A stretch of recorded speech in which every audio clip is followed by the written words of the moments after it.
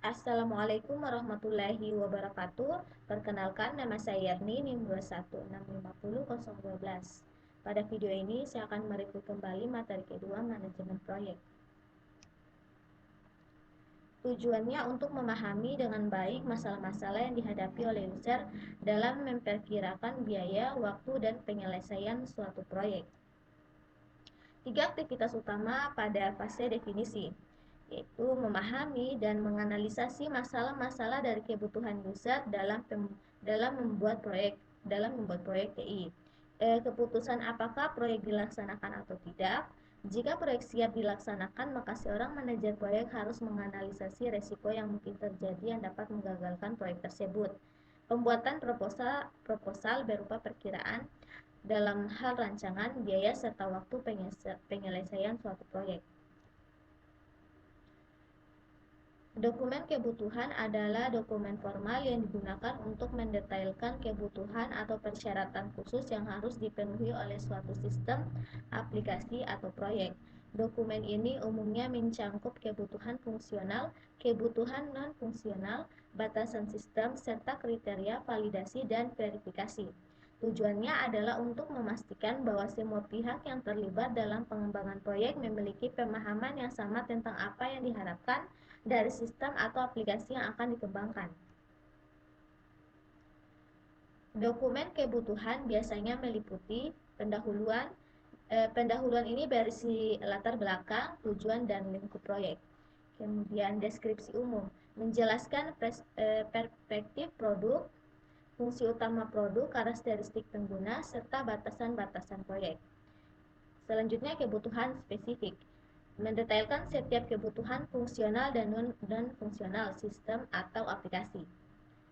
Kebutuhan fungsional menggambarkan fitur dan fungsi yang harus ada di dalam sistem atau aplikasi.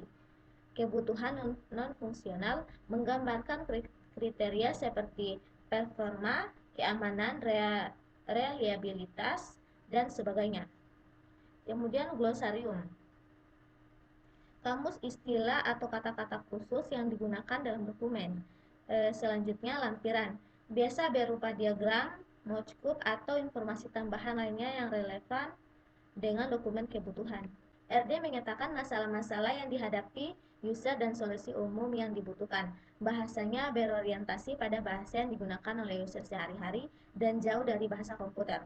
Kadangkala dokumen RD digunakan sebagai permohonan untuk sebuah proposal ketika user menawarkan proyeknya kepada kontraktor luar. Langkah-langkah dalam pembuatan dokumen. Sebelum pembuatan dokumen kebutuhan atau RD, ada beberapa langkah yang penting yang harus dilakukan untuk memastikan bahwa RD yang dibuat nantinya akan akurat, lengkap, dan sesuai dengan kebutuhan proyek. Berikut ini ada beberapa yang dapat dilakukan. Yang pertama, pemahaman proyek. Memahami tujuan, lingkup, dan sasaran dari proyek. Ini dapat dilakukan dengan membahasnya bersama pemangku kepentingan utama. Kedua, identifikasi pemangku kepentingan. Mengetahui siapa saja yang terlibat dalam proyek dan apa peran mereka.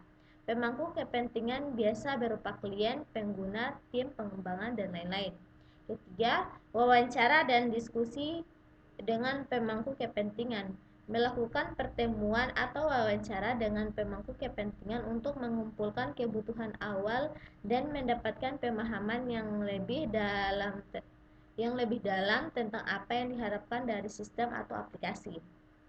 Yang keempat, analisis pasar. Jika proyek berkaitan dengan produk komersial, analisis pasar bisa membantu untuk memahami tren, persaingan, dan kebutuhan pelanggan. Yang kelima, studi kelayakan. Menilai apakah proyek layak untuk dikerjakan dari segi teknis, finansial, dan operasional. Yang keenam, identifikasi kebutuhan awal. Mengumpulkan daftar kebutuhan awal yang mungkin akan masuk ke dalam RD nantinya. Daftar ini bisa berupa fitur-fitur yang diinginkan, batasan teknis, dan lain-lain. Yang ketujuh, penyusunan kerangka kerja RD. Membuat outline atau kerangka dasar dari RD yang akan dibuat. Ini akan memudahkan dalam proses penulisan RD nantinya. Yang kedelapan, evaluasi teknologi yang diperlukan. Menilai teknologi apa saja yang mungkin diperlukan untuk memenuhi kebutuhan proyek. Kesembilan, pembuatan prototipe awal. Jika memungkinkan, membuat prototipe sederhana dari sistem atau aplikasi untuk mendapatkan feedback awal dari pemangku kepentingan. 10. Penyusunan jadwal dan rencana kerja. Menentukan jadwal dan rencana kerja untuk proses pembuatan RD agar prosesnya berjalan lancar dan sesuai jadwal. Contoh pembuatan sistem informasi perpustakaan universitas. Berikut beberapa hal yang dapat dilakukan sebelum pembuatan dokumen kebutuhan RD untuk proyek ini. Yang pertama, memahami proyek, memahami tujuan dari sistem informasi perpustakaan, apakah hanya untuk peminjaman dan pengembalian buku atau juga untuk reservasi ruangan baca, pemesanan buku, dan fitur lainnya. Yang kedua, identifikasi pemangku kepentingan. Dalam kasus ini, pemangku kepentingan bisa berupa pustakawan, mahasiswa, dosen, staf IT, dan pengelola perpustakaan. Ketiga, wawancara dan diskusi dengan pemangku kepentingan.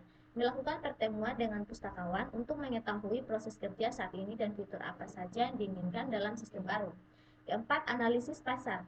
Meskipun ini bukan produk komersial, membandingkan dengan sistem informasi perpustakaan, universitas lain dapat memberikan ide fitur apa yang bisa ditambahkan. Yang lima, studi kelayakan. Menilai apakah sistem informasi yang diinginkan bisa dibangun dengan sumber daya yang ada, misalnya anggaran, tenaga kerja, dan waktu. Keenam, identifikasi kebutuhan awal. Daftar fitur seperti peminjaman buku, pengembalian buku, pemesanan ruang baca, notifikasi batas waktu pengembalian, dan lain-lain. Yang ketujuh, penyusunan kerangka kerja RD. Outline dari fitur-fitur yang akan dimasukkan, struktur database yang diperlukan, dan teknologi yang akan digunakan. Yang kedelapan, evaluasi teknologi yang diperlukan. Apakah sistem akan berbasis web atau aplikasi desktop? Apa database yang cocok untuk menyimpan data buku dan anggota? Yang kesembilan, pembuatan prototipe awal. Pembuatan tampilan awal dari antarmuka sistem untuk mendapatkan feedback dari pemangku kepentingan. Yang kesepuluh, penyusunan jadwal dan rencana kerja.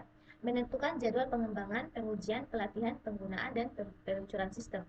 Yang ke-11, setelah semua langkah di atas dilakukan dengan baik, barulah tim pengembangan dapat memulai proses pembuatan RD yang detail dan komprehensif untuk sistem informasi perpustakaan universitas. Setelah kebutuhan ditetapkan, langkah berikutnya adalah memutuskan apakah proyek bernilai untuk dikerjakan atau tidak.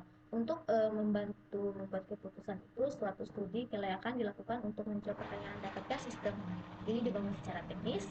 Kemudian sayangnya tidak semuanya mungkin secara teknis, sehingga pertanyaan-pertanyaan untuk dijawab diubah menjadi dengan biaya berapa sistem dapat dibangun dan apa saja keuntungannya. Dalam suatu studi kelayakan, kita mempertimbangkan semua penyelesaian masalah teknis yang mungkin dan coba untuk memperkirakan biaya dari masing-masing penyelesaian masalah. Untuk suatu proyek yang berukuran besar, kita mempertimbangkan keputusan utama mengenali hardware apa yang digunakan dan apakah akan membuat atau membeli software. Yang ketiga, untuk proyek berukuran kecil sampai menengah, studi kelayakan yang formal tidak perlu ditulis. Biasanya cukup dengan mengangkat seseorang untuk mempelajari penyelesaian masalah yang mungkin dan menilai keuntungan-keuntungan. Perkiraan keuntungan ini mungkin saja mudah, tetapi seharusnya tidak dipergunakan. Manajer proyek tidak hanya harus menjawab apakah proyek ini secara teknis dapat dikerjakan, tetapi juga menjawab pertanyaan yang lebih penting, apakah proyek ini dapat dikerjakan oleh saya sekarang?